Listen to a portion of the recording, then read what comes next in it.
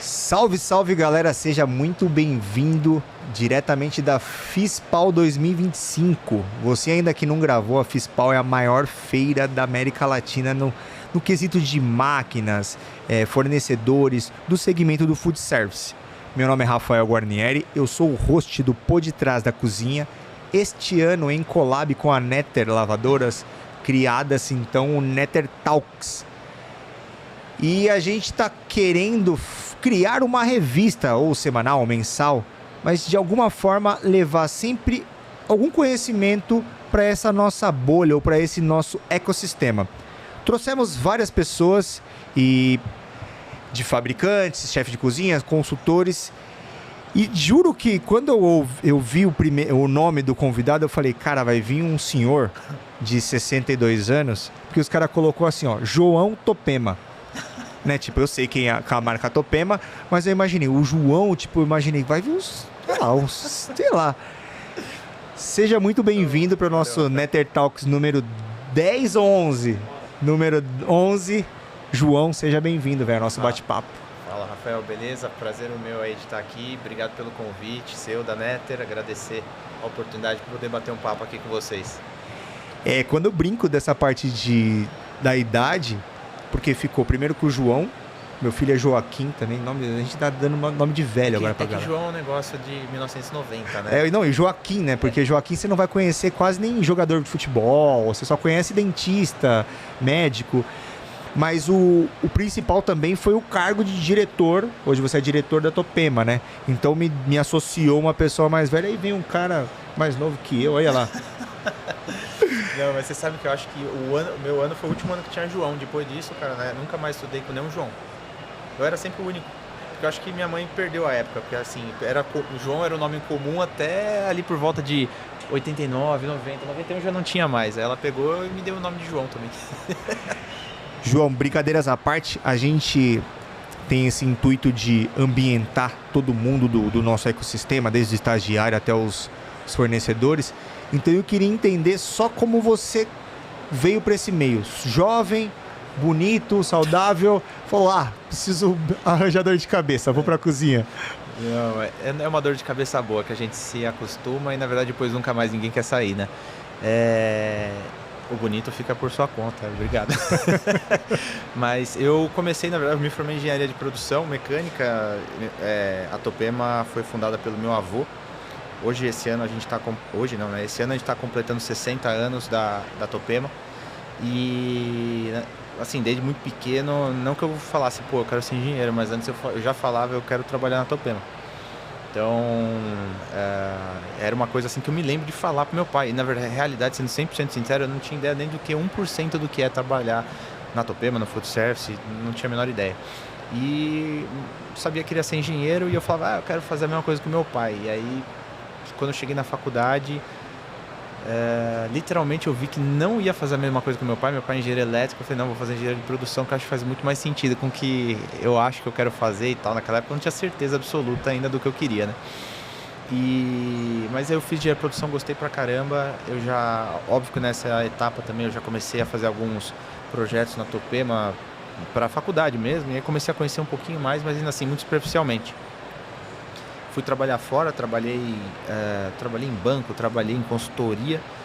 Aí tava num Natal de boa em casa, meu pai falou assim, putz, você não quer trabalhar comigo? Tô precisando de ajuda. Aí eu falei, vamos, aí foi. Tô aqui até hoje, vai fazer 8 anos agora. Mas eu não comecei no comercial não, eu comecei na área de assistência técnica. Eu fazia assistência técnica e instalação. Então, basicamente, eu ajudava em todo aquele processo de triagem e quando tinha as instalações eu acompanhava. Então, viajei pra caramba e não tinha cargo nenhum nessa época, na verdade eu era só o cara da instalação.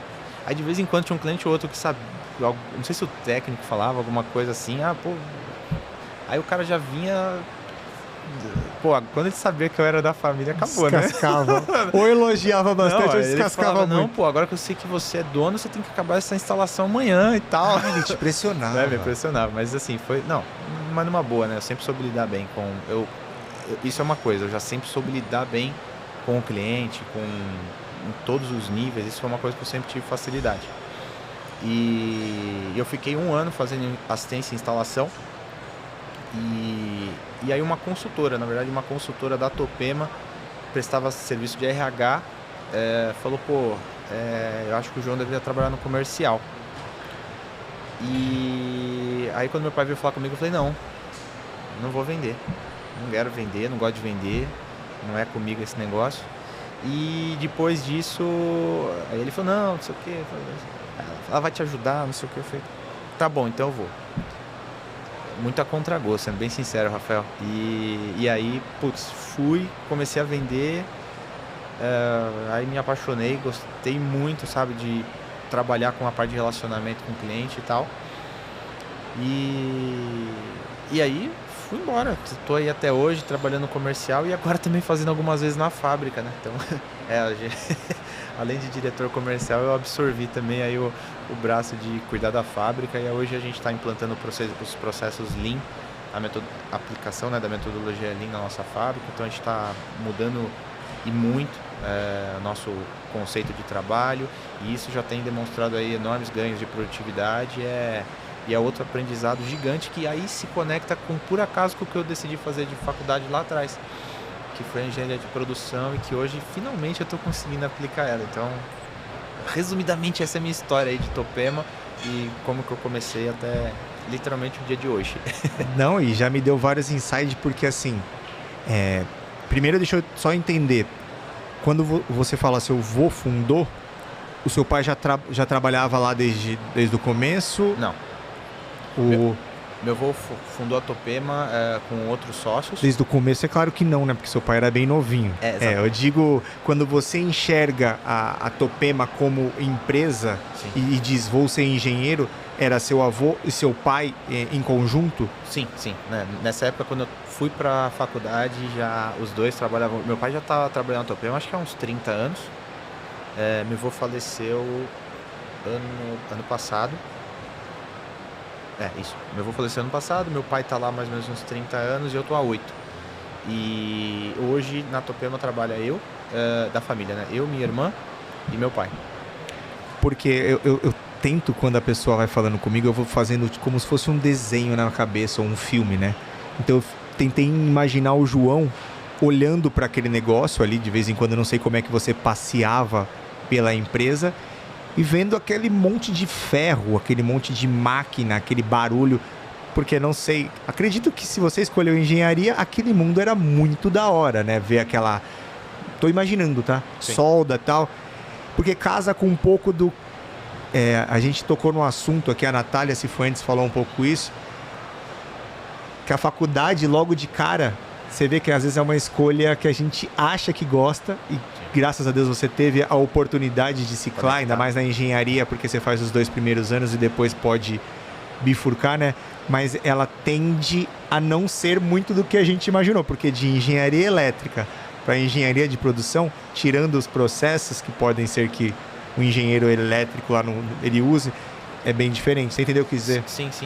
Na verdade, assim, quando eu tinha algumas experiências, mas quando eu entrei na faculdade não tinha muita não. Era mais de passear em férias da escola e ficar 1, 2, 3 dias com meu pai lá. Então era muita informação, né? E eu não entendia, na verdade, como é que as coisas funcionavam, aconteciam. Eu sabia que fazia equipamento, eu sabia que fazia cozinha, ponto. Então era uma visão meia resumida. Mas quando eu entrei na faculdade, aí eu já era um pouco mais velho e realmente você falou bem, só que na verdade não eram 2, era um ano você já tinha que definir qual que era o segmento, não o segmento, né? Mas falando com o engenheiro, o vetor, vai. Porque o que acontece, tem as matérias, né? Então tem química e alimentos, mecânica, produção e elétrica era uma parte. Enfim, você meio que já falava, não, você tem que, ou você vai fazer mecânica e produção, ou você vai fazer elétrica, ou você vai fazer a química e alimentos. Ah, tá. E aí eu escolhi o caminho mecânico, que eu gostei, porque tinha alguns cursos básicos e tal pra gente escolher, mas eu já sabia que eu tinha gostado de produção. E aí nessa época, você já tá um pouco mais velho, né, 18, 19 anos, você já conecta, produção, fábrica, né, acho que Vai casar. Acho que vai casar isso aí. Mas casou por vários outros motivos. Eu acho que a engenharia de produção, ela conecta muito com uma parte que eu acho que até conecta com uma outra coisa que eu fui buscar me desenvolver mais depois que eu me formei, que é a gestão de pessoas. A engenharia de produção, a partir do terceiro ano, você já começa a pegar algumas matérias que estão conectadas com essa parte de humanas, com a parte de finanças, economia. E isso eu acho que, além de toda a questão produtiva, é algo fundamental para quem quer ter um cargo de gestão, quer ter Todas as engenharias, isso quem me ensinou foi meu avô, toda engenharia ensina você a aprender. Porque é um troço tão difícil de você aprender que, na verdade, eu acho que a engenharia, os primeiros 3 anos você aprende a aprender. E a partir daí, isso você vai levar para a vida inteira. Então, até hoje, a gente estava... Qualquer assunto que a gente vai bater um papo aqui, seja café, seja comida, seja qualquer equipamento, a engenharia me ensinou a entender como aquilo funciona. Eu acho que esse foi o grande valor. E aí, a partir daí, você tem que buscar, né, especialização ou aprender aquilo que vai ser útil na sua vida. E eu falei, putz, eu quero aprender a ser gestor, eu quero aprender a gerir uma empresa. E aí eu fui atrás da especialização em gestão de negócios, fui me aprofundar na parte de gestão de pessoas, porque eu acho que esse na verdade, o que movimenta a capacidade de uma empresa moderna de você conseguir atingir resultado. Porque um monte de coisa que funcionava em 1980, 1990, esquece, não funciona mais. A gente tá lidando... É engraçado falar isso, eu tenho 34 anos, mas a gente está lidando com uma geração que já é totalmente diferente da minha, e eu tenho 34 anos. Então a gente vai falar com uma pessoa que tem 25, 24, que hoje está no mercado de trabalho, a gente está contratando essa pessoa, a gente precisa saber como fazer isso. E acho que a única ferramenta que a nossa geração, vamos chamar a geração de 90 e passada, tem, é a gente aprender a fazer gestão de pessoas. Então hoje, se você me perguntar o que me trouxe ou o que me ajudou a chegar e facilitar as coisas, foi essa bagagem. Desde a parte de recrutamento até a parte de como a gente vai trabalhar para essa pessoa ter condição de se motivar no nosso meio, como que a gente vai fazer para essa pessoa querer aprender o nosso meio. Porque o que acontece? Food service é um nicho. Você não sai da faculdade sabendo... Não existe uma matéria, quer dizer, até tem, né, a escola de gastronomia e tal, o cara aprende a cozinhar, mas, falar de equipamento, tipo, fluxo de cozinha, cara, você tem que hoje realmente querer aprender isso, você tem que ir atrás disso, porque não tem muita escola que vai ensinar isso pra você, não. Então, nosso mercado é um nicho. E você tem que pegar aquela pessoa que resolveu trabalhar com você e, de alguma maneira, tornar isso uma coisa mais lúdica possível, assim, o cara fala, eu quero aprender food service. Porque depois que ele aprende, aí vem a parte fácil. Food service é uma coisa apaixonante, todo mundo gosta, que se resolve, né, dar uma chance para aprender. E assim, eu tenho pelo menos aí facilmente nos últimos 2 anos, uns 5 exemplos de pessoas que vieram trabalhar, que veio do mercado financeiro, veio do mercado de fármacos, né? E que a pessoa veio, não sabia nada de cozinha, e depois que ela aprende, cara, você vê que ela quer seguir nesse caminho, né? Então é um mercado apaixonante, mas o nosso papel como gestor, eu acho que é como a gente consegue trazer essas pessoas novas, fazer elas quererem aprender isso e aprender, né? Aprender mais sobre o nosso segmento. A gente deu risada aqui que tocou a campainha, né? E aí você viu que ele já associou com a Fórmula 1 de novo, né? Fez é piada interna isso, e vocês não vão saber o que a gente tá falando. E esse do tapa da mesa sai no seu mic. O que eu achei legal, eu vou voltar nessa parte de pessoas, porque casa com muito do que a gente vem falando com várias outras pessoas aqui na feira. Mas eu achei muito... Não sei se foi estratégico ou sem querer te colocarem na técnica. Porque a gente brinca que a técnica, eu não vou poder falar a expressão, mas ela é o final. Tem uma outra expressão que eu muito... sei o que você quer falar. Ela é o final da cadeia. Então ali você pega tudo na assistência técnica, né? Então você pega a máquina que vai faltando alguma coisa, o cliente que não sabia que precisava de ponto de instalação, ou seja, você pegou tudo, não sei se foi estratégico, mas para alguém que não era do meio da cozinha, que é inserido na técnica, quando eu acho, tá? Isso eu não vou chegar nem perto da onde você tá, mas quando você vai subindo, parece que você já vai subindo solucionando algumas coisas. Faz sentido? Cara, primeiro, eu acho que todos nós podemos chegar onde a gente quiser. E eu acho que, na verdade, a única coisa estratégica do meu pai foi pensar assim, putz, onde que eu vou botar ele para ele aprender o máximo possível? E que não vai ser fácil. Eu acho que era mais ou menos essa a lógica dele. E ele sabia que instalação e assistência não é fácil, porque independente de ter acontecido agora e o cliente está entrando em contato com você daqui a 1 hora, esse cliente já está bravo. Então, por si só, não é uma área fácil. É diferente do comercial. O cara entrou em contato com você agora, daqui a 1 hora ele não está bravo ainda. Porque ele está normalmente comprar. Então, na assistência técnica, não, ele já está bravo porque a 1 hora o equipamento dele não funciona. E isso pra gente é algo muito importante. Tanto é que a gente tem desenvolvido lá na Topema um roadmap justamente para ampliar essa área de pós-vendas e tornar ela realmente protagonista. Protagonista no sentido de uma resposta muito rápida. E eu acho que o que foi estratégico no meu pai e o porquê de me colocar lá é justamente isso que você colocou de resolver problema. Ele sabia que o jeito mais fácil de entender onde está o problema é você viver o problema. Então, se ele pensou nisso ou não, eu não tenho certeza, mas pelo menos me ajudou nesse sentido. Então eu sei como aquilo funciona, eu sei onde que o calo aperta na hora que a gente está falando ali de assistência técnica, e hoje a gente ficou também a meu cargo. Eu comentei com você da questão da fábrica, hoje a pós-venda responde para a fábrica, porque na verdade é uma coisa que se retroalimenta. Se eu não entender o que está acontecendo em campo, eu não melhoro dentro da fábrica. Se eu não tiver o apoio da fábrica, eu não consigo responder rápido para o campo. Então são duas coisas que se conectam totalmente. Eu acho que se foi sem querer, foi muito acertado, porque hoje a gente realmente está conseguindo resolver esse problema de uma maneira muito mais rápida, porque, putz, eu vivi aquilo. Então você vem perguntar para mim, eu sei como é que funciona, né? O dia a dia. Mas eu acho que, independente de o que você quer aprender, você tem que viver. Então eu acho que vivenciar o problema, entender e ter a cabeça para não se enfiar no fogo, né, vamos dizer assim, e ao mesmo tempo você fala, putz, isso aqui é assim hoje, vamos resolver o problema, mas como que eu poderia fazer melhor? Acho que isso foi um pouco do que ele pensou na época. Eu quero acreditar que ele pensou, né? Vamos deixar assim. Eu vou ainda saliento que vou voltar a pessoas, mas já vou colocar um outro tempero, que estamos como plano de fundo a Fispal,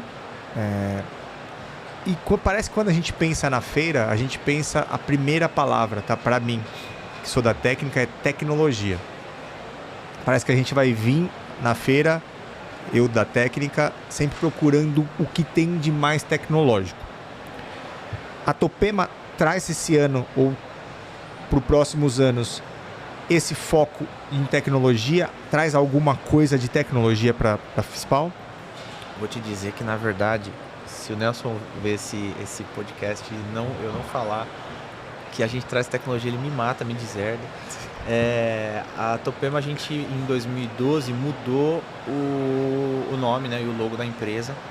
Era Topema Cozinhas Profissionais. E agora a gente é Topema Innovations, desde 2012, justamente porque isso foi realmente uma criação do meu pai, era a intenção da gente trazer para o mercado inovação e tecnologia. Então hoje, se a gente for no stand da Topema, a gente vai ver que cada um dos pedacinhos daquele stand tem alguma questão que seja diferenciada. E eu posso citar vários. Posso citar a parte de processamento de resíduo orgânico, que a gente foi pioneiro, isso há 15 anos atrás. Hoje a gente já tem, as máquinas são patenteadas. Então, assim, o que nos move é duas coisas: tecnologia e trazer orgulho para o nosso país. Porque eu acho que cada vez mais a gente está menos distante do que a gente tem mundo afora. E a gente precisa acreditar mais no que a gente tem aqui no Brasil. Entender que a gente pode ser melhor do que o que tem lá fora. E aí eu posso te dar outros exemplos. Por exemplo, a parte de controles. Eu vou falar de uma maneira até mais genérica, mas, por exemplo, controles de fritadeira, controles de unidade de retenção de estufas. A gente está, assim, para usar o termo assertivo, a gente está acelerando um carro de Fórmula 1 para alcançar e ultrapassar as opções importadas que a gente tem hoje no Brasil. E a gente vai. esse é o meu objetivo. E a gente está desenvolvendo, e óbvio, como que você faz isso? A gente volta sem querer em pessoas, né? Então hoje eu dedico grande parte do meu dia, grande parte do meu tempo na fábrica para engenharia. Então eu começo o dia de manhã sentando lá com a turma da engenharia, batendo papo, entendendo como é que está indo cada projeto. Só hoje eu devo ter no nosso pipeline de desenvolvimento 3, 4 produtos que eu vou trazer já na FISPAL do ano que vem, que a gente está falando de novo de tecnologia. Seja tecnologia em fornos, tecnologia em sistemas de cocção, tecnologia em sistema de filtragem de óleo, que a gente também trabalha muito forte nisso. E o nosso objetivo é ser diferente, porque se a gente fizer a mesma coisa, alguém vai passar a gente. E você tocou num ponto que também cruza com bastante temas aqui da feira, que é sustentabilidade. Eu não lembro se eu vi em vários outros stands essa parte de, posso falar, composteira?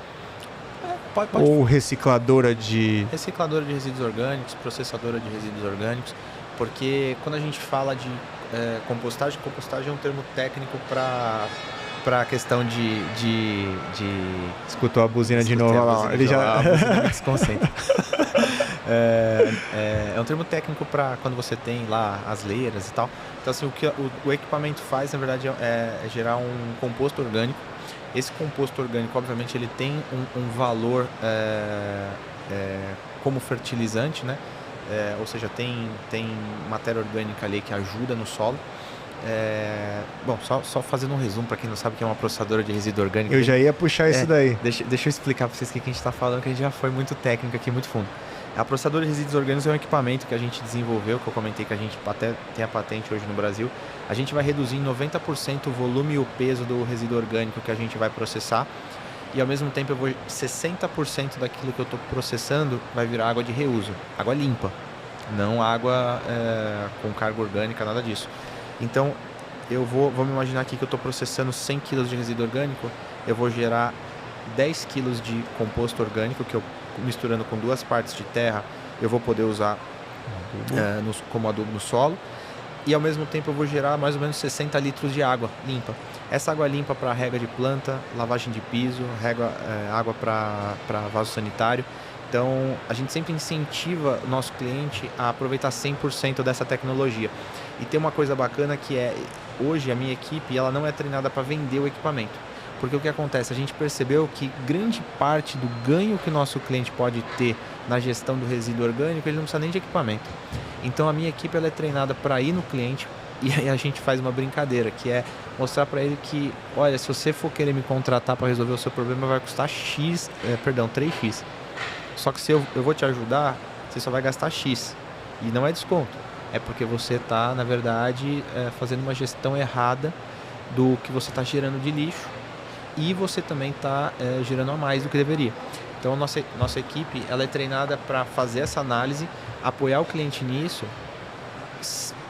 E no final, óbvio, tem a nossa tecnologia, tem a processadora.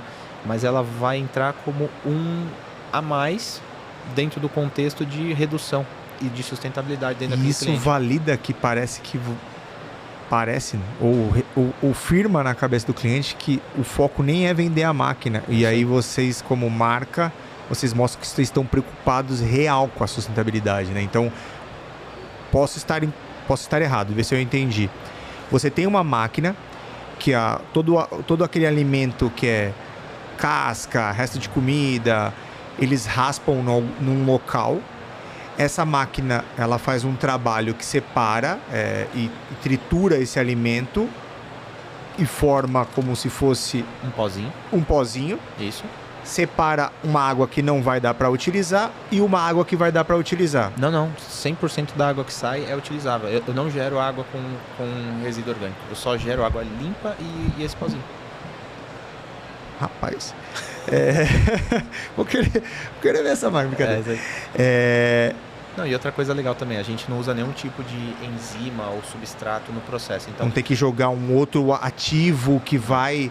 E isso daqui ele usa como adubo para alguma horta, se ele quiser. Isso, ele só vai misturar isso aí com 2 partes de terra. Cara, e aí, tá, eu tenho essa máquina, mas, ó cliente, eu tenho essa máquina aqui que é top. que você já conseguiria, mas eu acho que nem é a máquina grande questão aqui. Você está fazendo uma gestão, consultoria. A consultoria vem em primeiro lugar e eu acho que dá um selo mais da hora de sustentabilidade. Com certeza. Na verdade, o cliente entende que eu não estou lá para vender, eu estou lá para ajudar ele a implantar a sustentabilidade da empresa dele. E assim, isso é importante porque é um processo de aculturar. Hoje, muitas empresas já têm área de sustentabilidade. Então, você imagina, a gente está falando de processamento de resíduo orgânico, de novo, há 15 anos. Então, há 15 anos ninguém queria nem ouvir falar disso. E isso foi algo que o Nelson acreditou. Então, ele teve uma visão e ele realmente estava assim, para não dizer pelo menos uns 10 anos na frente, né? Quando o pessoal começou a falar de ESG, parecia uma novidade. O Nelson ficava doido. Pô, eu falo disso há 10 anos. Ninguém me ouve, cara. Agora vão me ouvir. E é uma coisa que o cliente precisa de ajuda. Porque não é só o lixo que sobra do prato. Quando a gente fala de food service, a gente tem uma geração de orgânico muito intensa no pré-preparo. Na hora que eu vou lavar o FLV, na hora que eu vou fazer os processos de açougue, aquilo gera várias... FLV só traduzindo, frutas, legumes e verduras. Gera muito substrato, né? Da limpeza dos vegetais, da limpeza da carne, e tudo isso também é resíduo orgânico. Tem também a sobra do prato, mas também tem um outro lado aí, que é, por exemplo, quando a gente olha restaurantes industriais, muitos deles têm que manter as pistas sempre cheias de comida, né? Só que, putz, o cara, quando falta 5 minutos ali para fechar a porta, tá cheio de comida ainda. Então, a gente pega algumas situações que se joga muita comida fora de uma maneira absurda, sabe? Porque tanta gente passando fome e uma coisa tão doida como, eu faço tudo isso de comida porque tá no meu contrato. Tá, mas no seu contrato não diz qual que deveria ser a profundidade da higiene com comida, né? Então, se você conseguir, a partir de determinado horário, manter uma higiene com uma profundidade menor, no final, se sobrar, você vai jogar menos, né? Talvez metade. Então, às vezes, é umas coisas pequenas que a gente acaba mapeando e ajudando o cliente, e essas coisas vão construindo uma confiança. E aí ele entende que a máquina é só mais uma ferramenta dentro de um processo de melhoria que ele pode ter na cozinha dele para gerenciar o resíduo. Esses insights que eu acho que falta... acho que falta, fica parecendo que eu também tenho alguma sensibilidade do que está acontecendo. Mas você tocou em um bate-papo aqui com uma pessoa que não conhece nada, você falou algo que parece tão óbvio, cara. Tipo assim, eu nunca tinha pensado.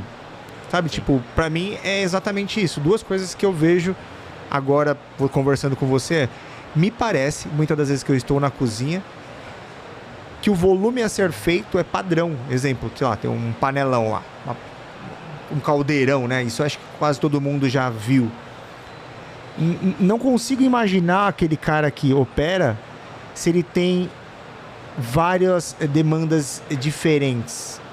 É sempre o máximo que aquele equipamento pode produzir, indiferente se vai ser usado ou não. Estou supondo, tá? Conversando com você.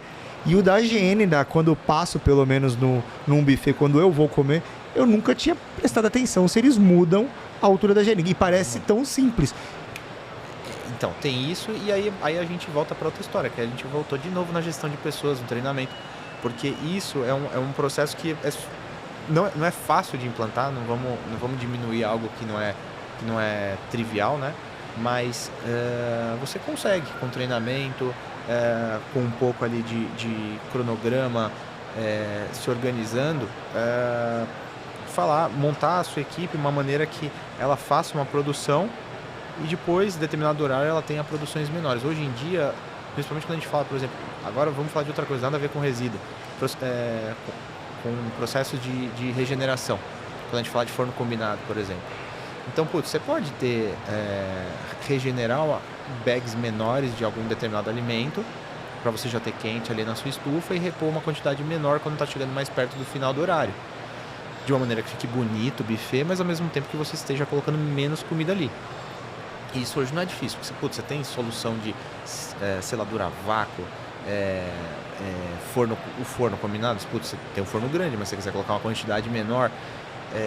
Então, assim, eu acho que são várias mini sacadas, talvez, que você coloca no dia a dia, que aí, de novo, é treinamento, você ter a equipe ali organizada, realmente ter um trabalho pensado antes, porque não dá também você ficar pensando nisso na hora, você tem que ter se planejado antes, né?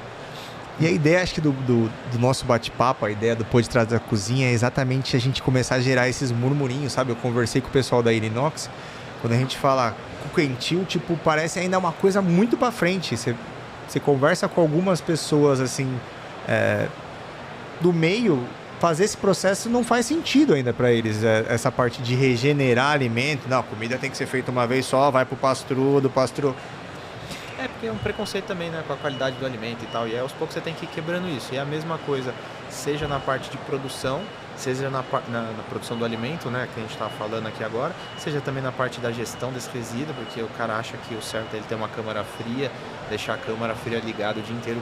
Imagina, você gasta energia, você gasta produto químico para limpar a câmara fria, porque uma câmara fria é para você guardar lixo. Putz, cara, então você gastou com a câmara fria, você gastou com energia todo dia, você gastou com a manutenção da câmara fria, você gastou para limpar a câmara fria.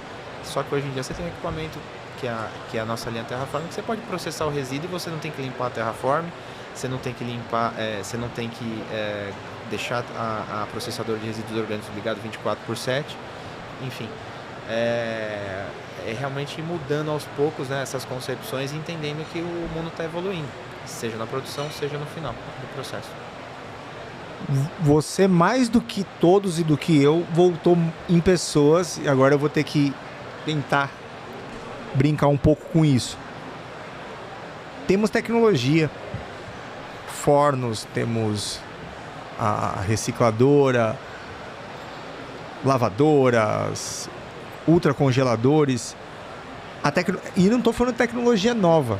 Vocês estão há 15 anos falando dessa parte. Você falou a palavra Lean. Lean na minha cabeça vem o sistema TPS, vem cultura. Cruzando tudo isso, você acha que a tecnologia para as pessoas da nossa cultura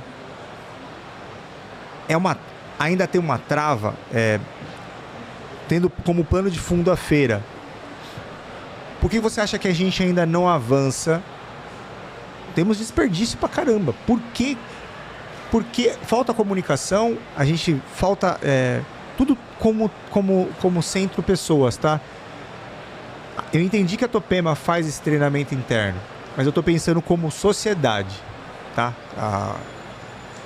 A Natália Cifuentes estava falando até do esforço e do trabalho que o marido dela tá fazendo lá no Belém, levando informação, treinando a galera que vai ser usada um pouco ainda para COP30, depois vai ficar.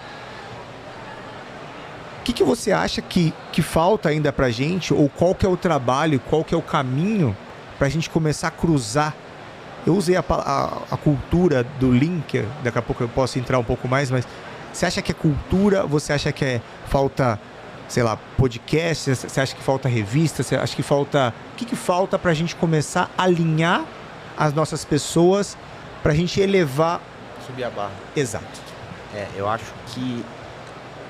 Bom, vamos lá. Quando a gente fala de país, eu acho que, infelizmente, durante muito tempo, o país negligenciou um pouco a educação, né?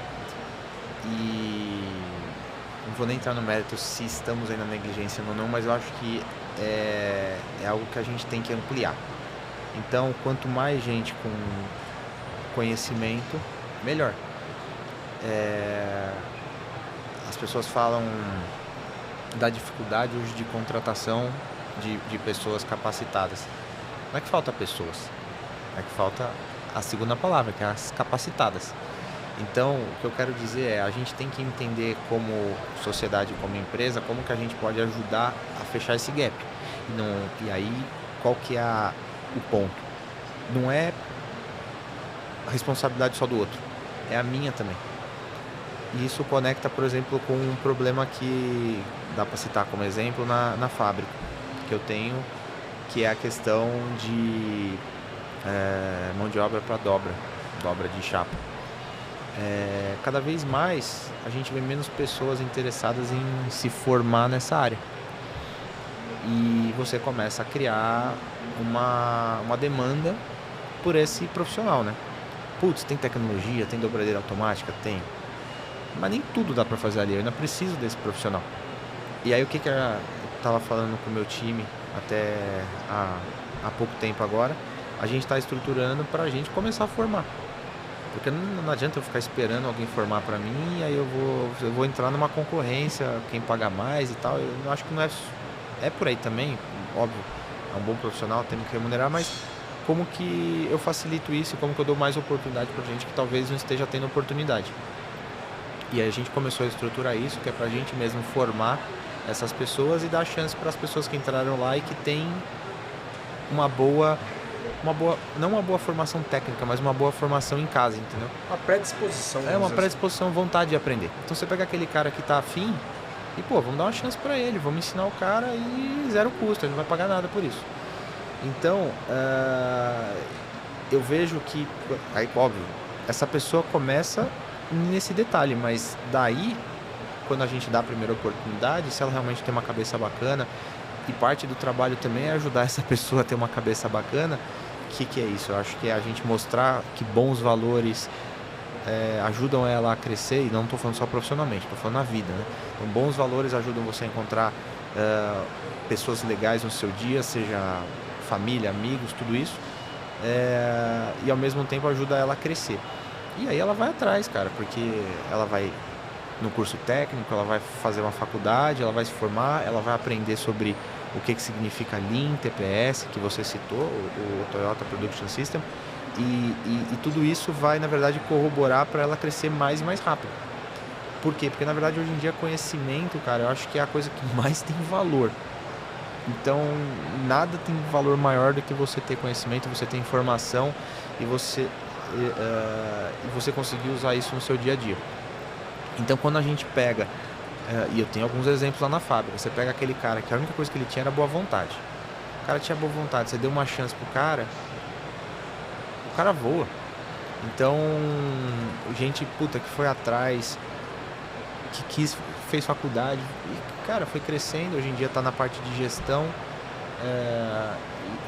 e você percebe que fala, lá atrás, só que se o cara não tivesse tido chance, oportunidade e um empurrãozinho, talvez a história do cara teria sido outra, entendeu? Então, isso é uma coisa que eu gosto de falar, e é uma coisa, não de falar, mas no sentido de conversar sobre. É uma coisa que eu gosto de conversar sobre, porque eu acho que se a gente ficar só apontando o dedo e falando que a culpa é do governo, que não dá, que não forma, que não tem escola, que não sei o quê, cara, estamos ferrados como país, entendeu? Eu acho que é aquilo, é olhar para dentro e falar que o que eu posso fazer por isso e ajudar, e dar chance. Hoje, por exemplo, tem muita gente, até na gestão, que uma das coisas que eu mais incentivo é, cara, você está nesse cargo, qual que é a maior dificuldade desse cargo? Ou como que a gente poderia fazer melhor? Vou até dar um exemplo aqui, a pessoa falou assim, cara, eu queria aprender a fazer gestão de projetos, porque eu acho que aí dava pra gente, li um pouco sobre o tema e tal, eu acho que a gente podia fazer assim, assim, assado, a gente ia conseguir fazer isso melhor. Eu falei, boa, amanhã, chega na sua casa hoje, escolhe o curso que você quer fazer, eu vou pagar. Só que aí você tem que implantar tudo isso aqui que você falou, porque eu achei lindo. E foi da hora, porque a pessoa realmente foi no dia seguinte, ela chegou, eu quero fazer esse curso aqui, ó, online e tal, dá pra eu fazer? Eu falei, não, beleza, tá, fechou, pode fazer. Foi bacana, ela fez, levou ali os seus meses, mas depois ela realmente entregou. Então eu acho que é uma questão de confiança, entendeu? Porque a pessoa se compromete com aquilo. Porque se você pegar e só falar assim, aqui, tem esse curso aqui e tal, não sei o que, quem quiser fazer faz. Isso tem uma mensagem que você passa. Você chegou pra pessoa e falou, você tá com essa ideia, e dá pra isso aqui ficar legal? Tá, beleza, então você vai fazer? Vou. Ah, então tá bom, então eu pago. Então faz. Porque aí o cara fala, o cara tá pagando, agora eu tenho que fazer esse troço, né? Pra que eu fui inventar? Eu inventei esse negócio, brincando. Agora eu tenho que fazer essa parada funcionar. Mas, cara, todas as vezes que a gente teve isso, funcionou, e hoje, disparadamente, eu vou te dizer que são as pessoas hoje que são meus braços direito e esquerdo, perna direita e esquerda, são as pessoas que eu confio e que eu sei que eu posso desligar meu telefone e deixar quietinho aqui que alguém vai resolver, entendeu? Legal saber da cultura. A cultura parece a cultura da empresa, né? Você tá falando de forma tão natural que dá pra ver que não é um ensaiado, não é um discurso ensaiado, porque a gente sabe que o ensaiado também existe aqui fora. Vi que você é de formação e parece que de gosto a produção. Então deixa eu sugar aqui já, como eu te falei, eles que lutem para aprender, mas eu aprendendo já valeu um pouco.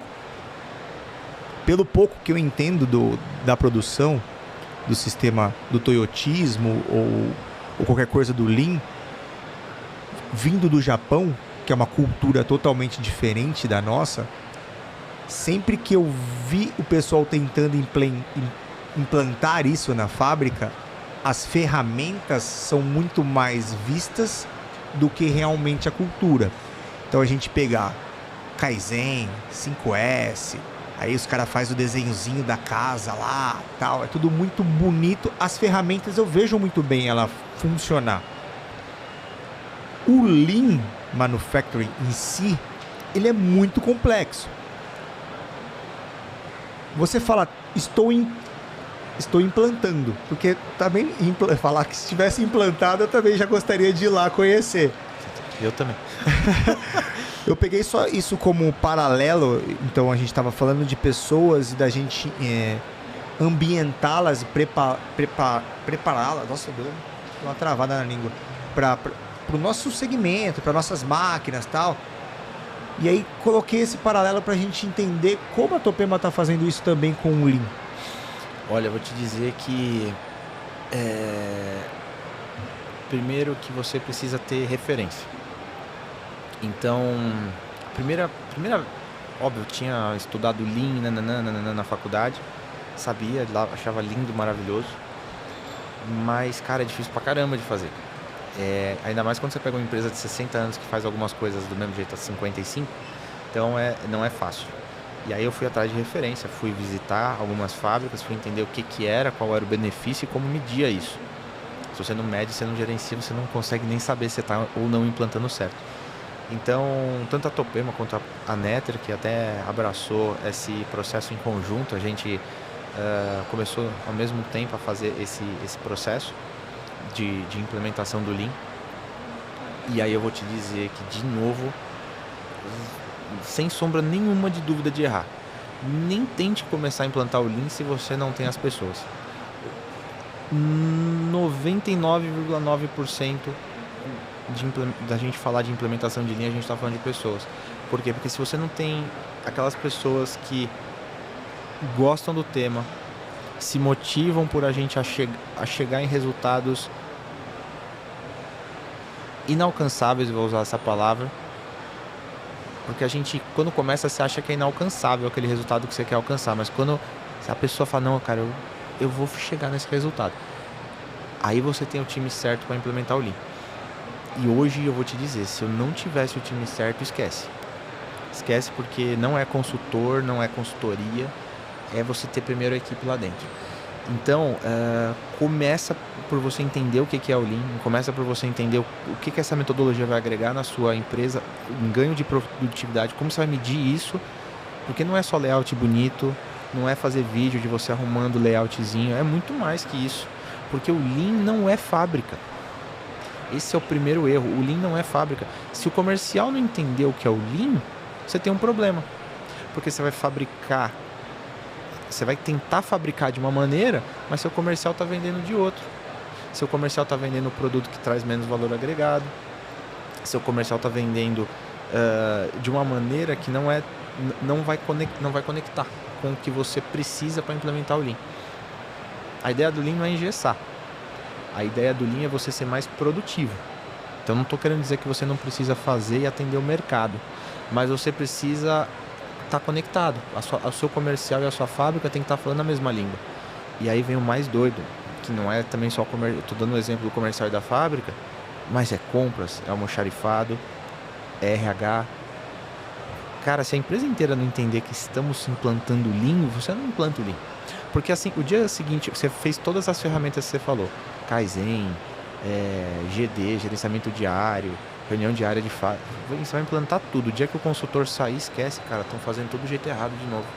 E aí você vai perder produtividade, você vai... Eu entendi. Porque o Lean é contínuo, entendeu? Fazer a galera entender o que vocês estão fazendo. Eu tinha uma visão do Lean, para quem não está entendendo, que a gente... e também eu não entendo, mas o que a gente está conversando aqui, eu tinha uma visão do sistema, do pensamento Lean Manufacturing, ou seja, alguém criou uma ideia de fazer o seu processo ser melhor. Vamos pensar assim, mas O que a gente está dizendo é que a cultura desse ecossistema deveria ser diferente. Só para a gente se expressar. Eu tinha pensamento que era para ser mais enxuto.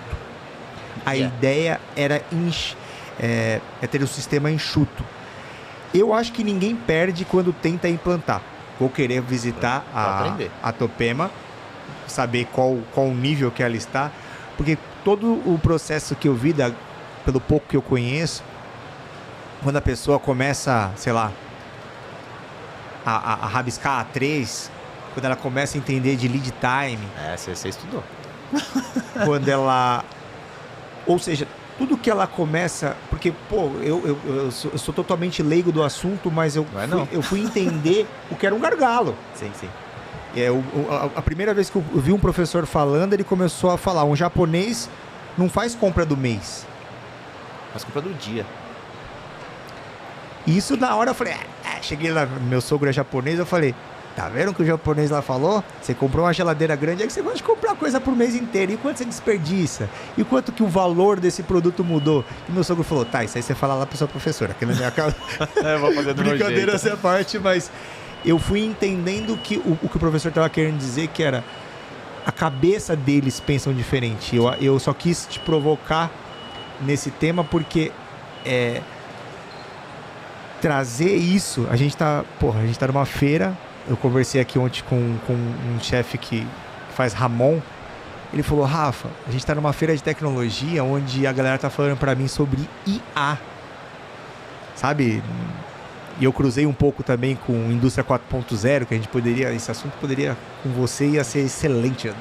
Que droga que eu tenho pouco tempo. Mas ele falou, mas eu não manjo de Excel. Sabe? Então, tipo assim, a gente tem umas lacunas. Então a gente vem com algumas coisas. Estamos falando de Lean aqui no bate-papo. E de repente o cara não conseguiu ainda gestão de tempo na vida dele, não sabe? Sim. Então foi só uma provocação do... Mas essa provocação é ótima. Eu acho que na verdade você tem que começar. E aí no caminho você começou.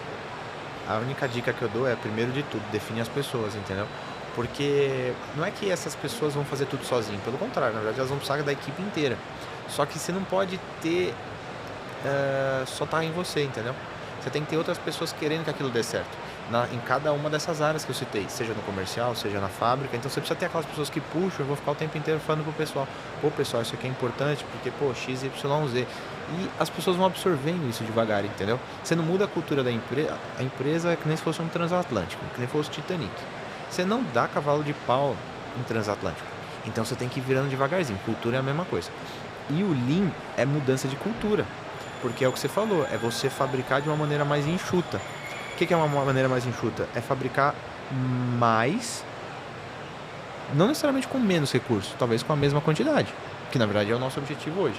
Eu não quero fabricar com menos recursos, mas o problema é, eu tenho esse recurso. Em vez de fabricar X, eu consigo fabricar 2X. E lembrando, quando eu falo de recurso, a primeira coisa que a gente fala é, a gente está falando de máquina, a gente está falando de pessoas, a gente está falando de tudo. A gente está falando de matéria-prima. Será que eu estou usando mais matéria-prima que eu deveria para fazer esse produto? E aí também tem uma coisa interessante, né? Que é, como que eu começo? Eu vou falar, vou colocar máquina, vou fazer uma linha de produção igual do Elon Musk. Não vai ter gente, vai ter só robô. Cara, você já começou a implementar o Lean errado. Isso aí quem ensinou foi o professor que está nos ajudando lá. E é verdade, porque o ponto é, você já ganha pra caramba só de mexer em metodologia e como as pessoas trabalham, né? A metodologia e a forma como você faz. Então, só de você olhar o básico, você já ganha produtividade. Como é que eu tô usando aqui para parafusar esse negócio? E se o cara tivesse uma parafusadeira? Ele faria o quádruplo? Pronto, ganhei produtividade. Lembrando, isso aqui é um exemplo. Então, tem várias ferramentas que a gente tá tentando traduzir aqui um contexto muito maior, né? Mas eu acho que, enfim, a mensagem que fica é identificar as pessoas que vão ajudar você a permear isso, né? Permear, fazer aumentar. E trazendo abrindo um pouco para onde poderia ser usado esse pensamento nosso. Na cozinha, a pessoa que faz a alimentação, ela também poderia fazer. Então, a gente está falando aqui do ambiente fabril e acho que o pensamento vem lá da história deles com máquinas de costura, que depois a gente vem para Toyota, toda a história, mas dá para levar para a cozinha. E eu vejo até alguns clientes que tentam fazer isso, eu não sei se eles têm essa noção, mas, sabe, enxugar, peraí, mas eu já uso esse produto, esse alimento para fazer esse prato, então o meu próximo cardápio, de repente eu já crio um prato que eu não desperdiço desse e tal. E pegando no exemplo que você falou de, às vezes, todo mundo já acha que sai colocando máquina, interliga as máquinas, elas se conversam, pronto. Eu vi um cara que ganhou um prêmio de uma empresa japonesa que os caminhões ficavam esperando a hora certa para fazer eu não sei como é que chama, mas a gente tem como se fosse um hangar ali onde eles carregam e descarregam. Uma doca na empresa e tal. E tinha uma falha de comunicação e um cara da empresa cortou um papelão com uma linha, furou o papelão e fez uma parte vermelha e uma parte verde, e ele conseguia girar isso. Então o cara ia, fazia o trampo dele, ele chegava e girava dentro da cabine e girava que estava vermelho. Todos os outros caminhoneiros olhavam. Quando ele saía, do outro lado tinha para ele girar e ele girava e ficava verde. Então é fazer a coisa funcionar com baixo custo. Soluções simples, né? João, curtiu o bate-papo, cara? Pô, foi bom demais. Dava pra continuar aqui mais 1 hora, falando só de lean, de produção, de resina. Eu falo muito pro Belo, eu falo, mano, eu sou muito doido, porque a galera me coloca aqui pra conversar e a gente vai pra pessoa, vai pra não sei... E a minha ideia é essa, cara, E você que tá assistindo, tentar entender que a gente, vamos bater papo sobre X assunto? Vamos para outro espectro, vamos para Lean Manufacturing, eu quero ir. E a ideia é essa, não sei se você conseguiu perceber isso, curtiu. Não, te agradeço demais esse tempo, diretor de feira. No meio da feira, imagino que já deve estar cansado no último... Não, foi bom, deu pra sentar um pouquinho, pô. Respirou, né? E falou sobre o que gosta, a ideia era essa. Faz 4 dias que eu não fico sentado 1 hora seguida. Vai falar a verdade, faz quanto tempo que você não fala sobre Lean também? Tentei levar você para um ambiente que você... Fiquei mais confortável, voltei pra fábrica um pouquinho. Melhor lugar do mundo, depois de almoçar, ficar dando volta na fábrica, não tem coisa melhor. Voltou pras origens aí da faculdade. Isso é bom demais. Nether Talks número 11, João Topema. Vou deixar assim pra galera pelo menos associar aí, pra não ficar só no seu sobrenome Cury. Obrigado demais. Obrigado valeu pela oportunidade aí, adorei, viu? Siga a galera da Topema, siga o João, vocês vão entender um pouco mais sobre o que a gente falou sobre reciclagem, sustentabilidade, tecnologia. Siga a gente também lá, o Pô de Trás da Cozinha, tanto no YouTube quanto no Instagram. Meu nome é Rafael Guarnieri, te vejo no próximo bate-papo. Valeu! Valeu!